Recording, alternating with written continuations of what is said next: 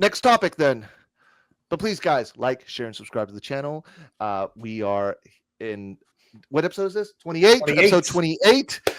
We got Jared, friend of the podcast, back with us. Hey, and we did all the introductions already. You can shut the hell up and keep going, bro. Keep on stepping. Ladies and gentlemen, we're gonna talk about this now. Oh, here we go. Oh, It starts. Somebody closer. I was Leo so Ness. glad they did No, that no, in the no. movie. I was like, where is it? Where is it? Yes. We're gonna let Charles go first. We're gonna Okay, let Charles, you go first. Yes! Then All right, so- Jared, hold on. Jared, did you watch it? Yes, I did. he's Okay, all right. perfect. All right. Yeah, All he right, liked go, it. Charles. Go, Yeah. Charles. All right. So, first of all, right off the bat, out of 10, I give it an 8. Okay? I give it an 8. Jesus. Hold on. Why? Hold on, Rocks. Let me talk, brother. All right. Because it made me laugh. Do you understand that? Oh, you laugh, Charles? I You're laugh. too serious. And I don't laugh. So it made me laugh. Why I give it an 8 out of 10 instead of anything else is because it is point by point. One, I think they did the nostalgia just a little too long. They let that run a little too long. As far as when they could have filled in the holes if they would have just made a Happy Gilmore 2 years ago. So I think they went a little long with the nostalgia. I there's points where you're just like, okay, I get it. You're trying to shove what used to be down our throats. I understand what you're trying to do. I did not like that, and I also did not like the fact that I really didn't like that they killed Virginia and the way she died. I really didn't like that at all in the beginning. I thought that she should have been a part of his life, trying to help him build his empire back up after they lost everything with the kids. That would have been a funnier thing to me than yeah. And then what else? I think that was it. Oh, and I did not like the fact that I got the gag with the drinking. It went too far. You know what I mean? Like, I got it. You're an alcoholic now, and you got everything is basically fake, it's hollow, and you're drinking. Okay, I got it, bro. Yeah, that. Oh, and the part about the we were talking about last night, Ross. That should have been his. That swing is his. It should have been trademarked, owned. Nobody else should have been able to do it. That was his swing. I agree with that. Yeah. So there you go. So let me just jump right into it. I'm not going to say I didn't enjoy the movie because I said it last night when we talked about it. I did enjoy the movie. It's just there are so many. Listen, I get it. It's a silly comedy, and that's what a lot of people expect from a silly comedy movie. But when you compare it to the first movie, there's a certain charm that the first movie has because even though it's a comedy, even though it's silly, it is still grounded with some sense of realism. Things don't go off the rails. Anything that actually happened in the first Happy Gilmore movie, minus maybe the alligator stuff, you could actually, you know what I mean? It could legitimately happen. Yeah. What they did with this movie is they took it and cranked it up to like 100 when they didn't need to do that. Right. As far as I'm concerned, killing off Virginia was a mistake. They definitely should have, because she was such a central character in the first movie that everybody was attached to not get more of her in the second movie and get what you got is just so limited. Exactly. She was part of the reason why he won and why he succeeded. And I agree with that. It just really felt like wasted potential. Why bring her back just to do that? Just to kill her with a golf ball, bro. Yeah. Exactly. Right. Yeah. My second major issue with the movie is that this movie should have happened 10 years ago. The reason why every cameo was the son of this character or the son of that character is because nobody was around anymore to cameo. They all passed away. Mm-hmm. So had this movie have come out, let's say 10 years ago, I think it would have served the audience and served the story a lot better. You could have actually brought back characters like Chubbs. You could have brought back the jackass guy. You could have brought back all these characters that weren't around, but they tried to pay homage to in this movie. Thirdly, the other thing I didn't like is I didn't like what they did to Shooter McGavin. I understand they tried to redeem Shooter McGavin and redeem him from his first movie, but in this movie, they turned him into a lunatic. They turned him into somebody who's fresh out the fucking crazy bin. Okay. And he's literally insane. He's not the same character from the first movie. In my opinion, he's playing a different character. He's playing Shooter McGavin, again, cranked up to 100.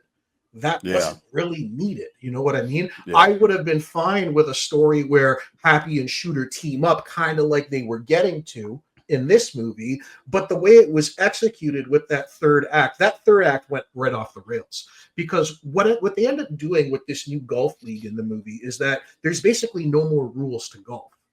And they're making up rules on the spot. So when you get to the final scene where Happy is on the platform, and then all of a sudden the antagonist in the movie is like, oh, well, this is the rule here. And then he pushes the button and all of a sudden the platform starts spinning. It's like there's no stakes. If you could just make up the rules whenever you want, the stakes are completely gone. You get what I'm saying? And again, you mentioned it too, the Happy Gilmore swing.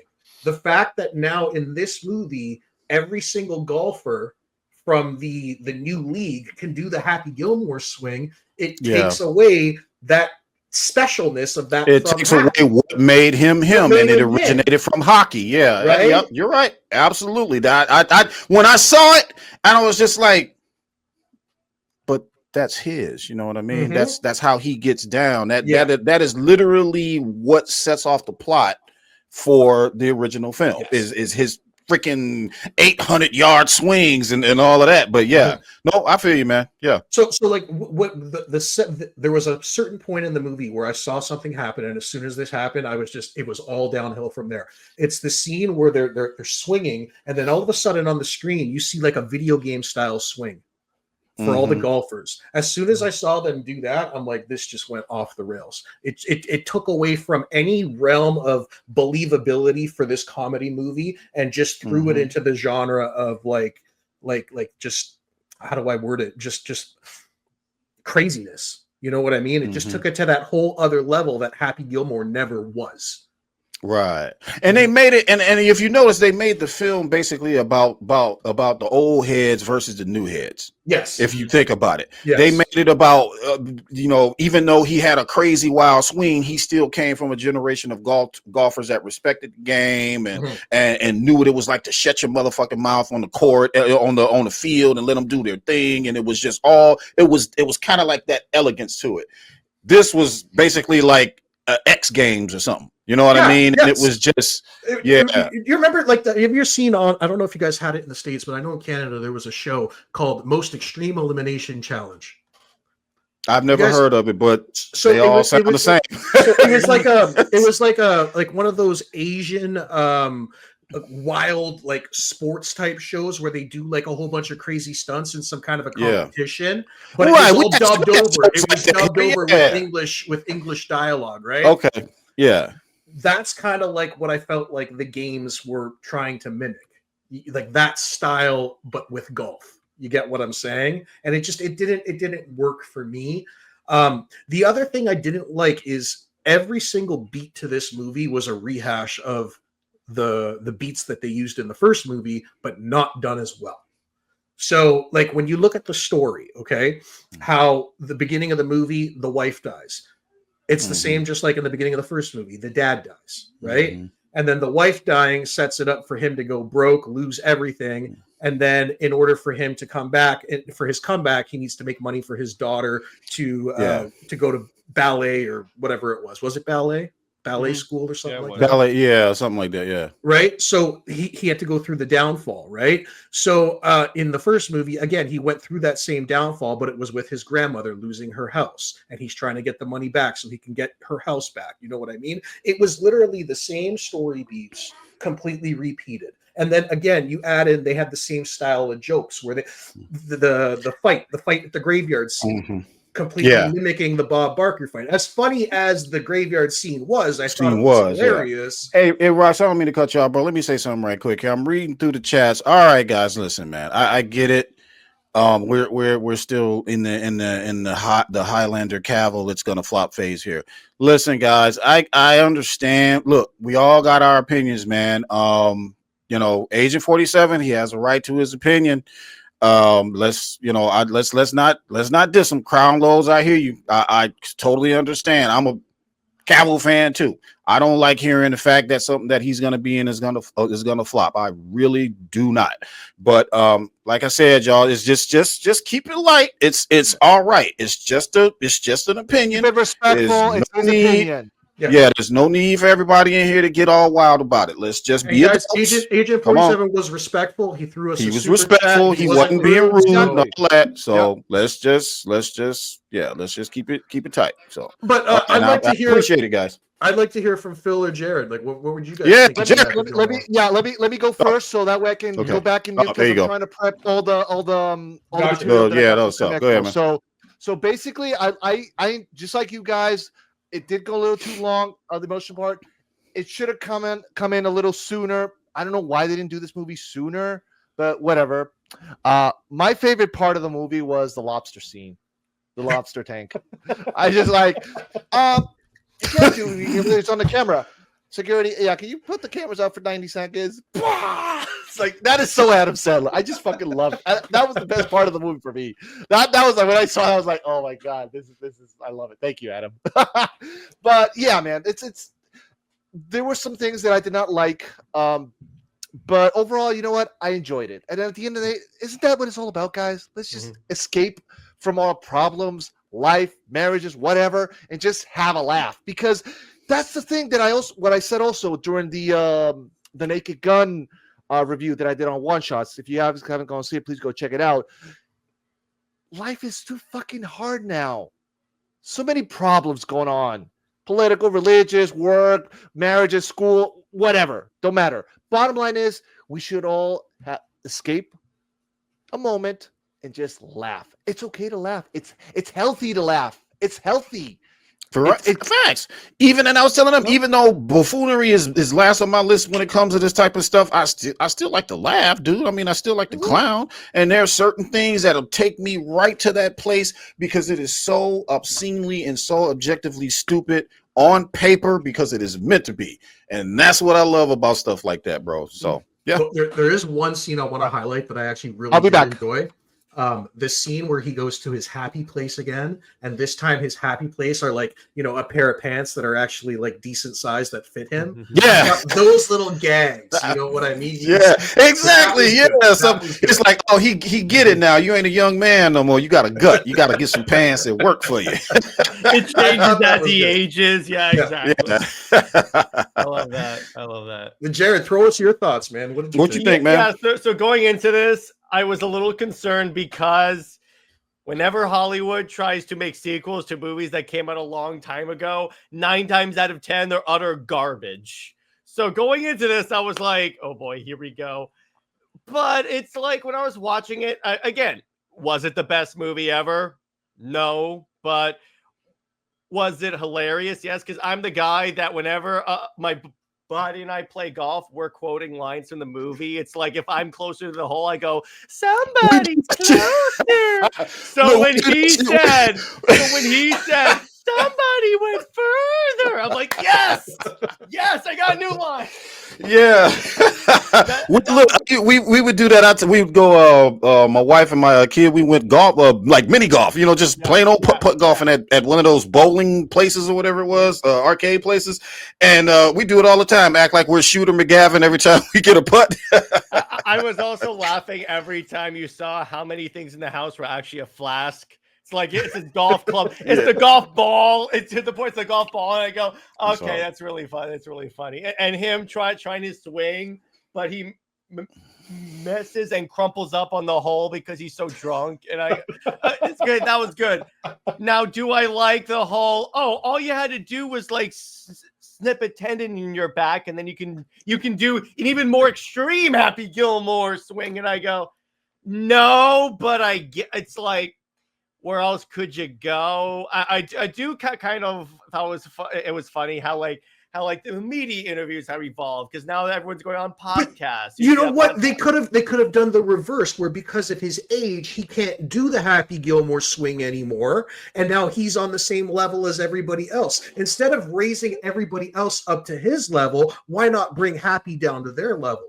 You get what I'm saying? Yeah. The other part I kind of enjoyed were his kids. Like if you insulted the Bruins, all of a sudden they would start attacking you. I'm like, yeah, that I'm in a hockey household. I know what that's like. I know what that's like. I thought the stuff with the kids was like they were mimicking what Adam Sandler would have acted like when he was younger. Yeah, and I thought they were him in the first movie. Yes, that's cool. I like that. There you go. I like that. And of course, Ben Stiller returning, but he's like the worst AA like instructor ever. It's like he goes, okay, so in order to not be an alkie, you have to wash my car. Look, here it is. From the first movie. Yeah, it is, Rocks, from Raheem Hamilton. He says Sandler said that they had to rewrite Happy Gilmore 2, obviously, after the death of Carl Weathers. Originally, Carl was supposed to have a big role, and Sandler talked to him about it before he passed. So I imagine because Carl Weathers had a significant role in the first one, and he was part of obviously Virginia was too, but he was also a part of that success and made Happy what he was in that first movie. I think it might have turned out a little bit different. It just clicked what they did. It just clicked for me what they did. They had to turn Virginia into his character because Chubbs died in the first movie, right? So if he needed that inspiration from Chubbs, they had to replace that character. So now putting Virginia in that spot actually makes sense. Yeah, I would imagine so. Yeah, that's probably what they did. But overall, it was like, let me put it this way: considering again Hollywood's track record with this type of stuff, you know what? I enjoyed it, and it was at the very least it was funny, and it didn't like crap on the old movie because that's another tendency Hollywood has. So it's like, that's why I was like, okay, I'll allow it. I think just growing up with Happy Gilmore, I've always had a soft spot for Adam Sandler and for that character. Oh, so I went through a huge Adam Sandler phase, bro. So I never want to see a movie like this with the Happy Gilmore name attached to it fail. I'm not going to say it failed because it did what it was intended to do. It broke records on Netflix, which is phenomenal. I just can't help but imagine in my head what this movie would have been had it came out 10 years ago. Yeah. I'd say so. Yeah. But other than that, Happy Gilmore 2, guys, check it out on Netflix, whether you love it or hate it. Like I said, you get some laughs out of it, even if you didn't, really like the film that much. It did have some elements in it that I loved. So yeah, it was, like I said, it's an 8 out of 10 for me. I'm pretty sure. Rocks, what you give it, bro? Like a 6? I'd give it a 6.5, maybe 6.5. A 7. Yeah, 6.5. Yeah, I go with Rocks. Same. Oh, okay, Rocks, do you want that video? Which one? That video you told me last night. The one with the but Jared, tell us before Jared first asked. Jared, what do you say? What do you give it? Happy Gilmore 2. 7.5. 7.5. Okay. All right. So overall, between all the four of us, we're giving it around a 7. Which okay. Yeah. That sounds reasonable. Reasonable. That's good. All right. So Rocks, do you want me to? I got it ready here for you. Yeah, I don't even. Video, yeah. You know what you want to do. The one pull it up and I'll remember. Yeah, you instantly remember. Go ahead. As soon as I see it, I'll remember. Yeah. That.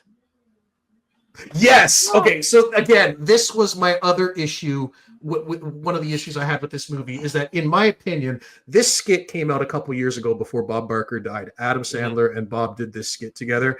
As far as I'm concerned, this skit was funnier than the entirety of Happy Gilmore 2. So, Phil, roll it, buddy. Let's let the audience decide. Oh, we got no audio. There's no sound. Oh, no audio? Okay, hold on. Let me fix that. Let me reshare that.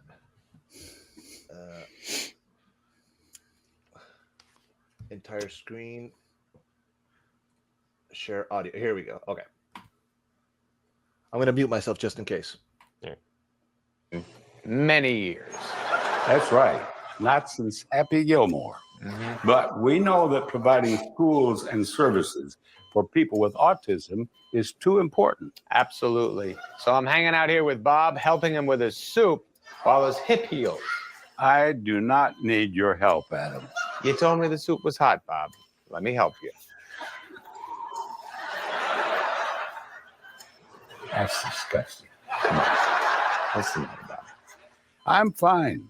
But you are looking old. Thanks for pointing that out. How old are you? 60? I think we're supposed to talk about autism, Bob. You're looking chunkier than the soup. That was a good one. I guess doing all those movies without me took its toll. Oh, that's what this is about. If I had known that I had to toss your salad to be in another one, I would have. But Rob Schneider didn't send me the memo. Okay. All right. You know what? I think Price is Right is on now. We could love the host. He's just so funny and not crotchety and angry. And You know what else is great about him? tell me. He's worked 25 years and never had to do the whoppity-doo, waka-waka-woo voice. Yeah. You know, like a desperate idiot.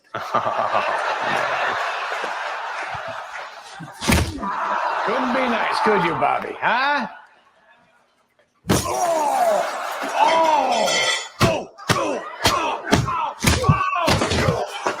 This soup is too hot.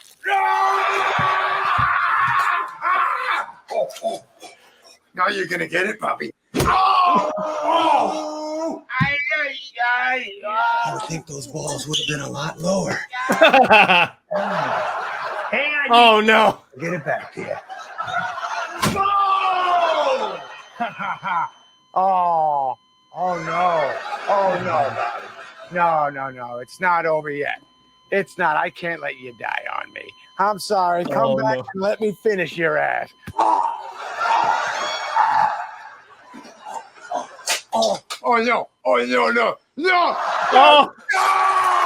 You're truly number one in my book. How many fucking asparagus did you eat today? It is now. Ebola. Yeah. It's all over now. Deal with it. One of us is already 91, dummy. Huh? What? Oh! I wish I could see David Spade's face when he finds out there won't be a Grown Ups 3.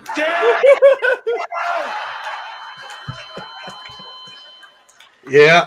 So Oh, that was good. Yeah. That was good. Oh, rest my in peace, God. Bob Barker. But as far as I'm concerned, that was funnier than the entirety of Happy Gilmore 2. good. For Oh, sure, my man. God. For sure. Yeah, dude. All right. So moving on to so let's see the chat here. Oh, yep. TJ's laughing. Yes, Mama Bear, I'm prepared. How many fucking asparagus did you eat? I'm prepared, TJ. I'm prepared. All right. Oh, So, guys,